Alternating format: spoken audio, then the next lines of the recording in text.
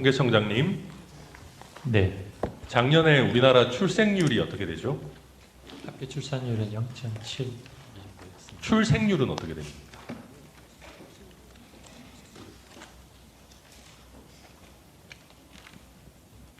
확인해서 말씀드리겠습니다. 제가 보니까 4.5명이더라고요, 1000명당.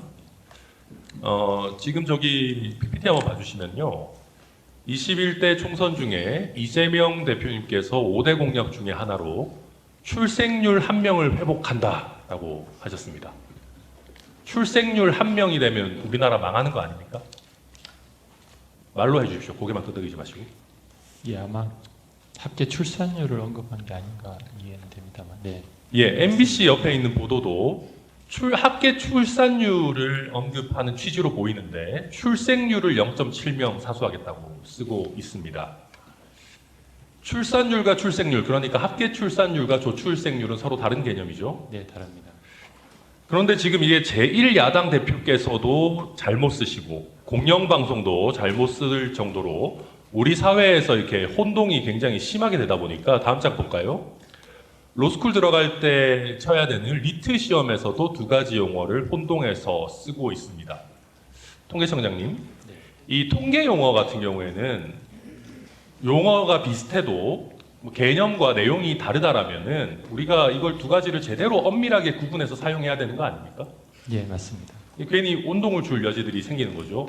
네, 그런데 통계청에서 뭐 이렇게 출산율로 써야 되는 부분을 출생률로 언급하고 있는 언론 보도들에 대해서 아니면 정부 관계자 아니면 공인들의 발언에 대해서 바로잡기 위한 노력을 해오신 게 있습니까? 저희가 좀 더 이 부분은 더 노력을 해야 할 것 같습니다. 예, 이게 지금 보면 제가 몇 가지 대표적인 사례만 여기 넣어놨지만은 한번 검색해 보십시오. 합계 출산율과 조출생률을 혼동해서 잘못 쓰고 있는 경우가 허다합니다. 이 부분을 통계청에서 용어 자체를 아예 바꾸시거나 개념을 변경하실 게 아니라면은 제대로 사후 관리를 좀 해주시기를 부탁드리겠습니다. 네, 알겠습니다. 예, 그 다음에 통계청의 출산율 추계에 관해서도 한번 보겠습니다. 통계청장님, 우리 솔직히 말해서 이 통계청의 출산율 추계 이거 믿을 수 있다고 생각하십니까? 예, 저희는 그 모형을 갖고 만드는 거고요. 그 모형은 이제 다 외부 전문가랑 같이 협의해서 검증된 상황입니다. 근데 지금 보십시오. 저희 PPT 보시면은 뭐 16년이든 19년이든 저점 찍고 다 반등한다고 되어 있죠. 실제 반등했습니까? 당시에 이제 저희 인구 모형이라는 게 사회 경제적 현상 모든 변수를 다 넣어서 할 수는 없는 미래 현상을 예측하기 때문에 인구 구조적인 변화와 관련된 부분을만 모형으로 넣고 있습니다. 그러다 보니 실제 이 시기에 급격한 사회적인 인식의 변화와 행태 변화가 있게 되면 추계가 이제 맞지 않을 수 있는 상황이 있습니다. 그래서 저희가 대신에 발표할 때 하나의 시나리오를 내는 게 아니고 여러 가지 가정을 했을 때 달라질 수 있는 시나리오를 함께 저위, 중위, 고위 여러 가지 시나리오를 같이 내고 있다는 말씀을 드리겠습니다. 그런데 지금 이제 통계청장님 문제 잘 인식하고 계시잖아요.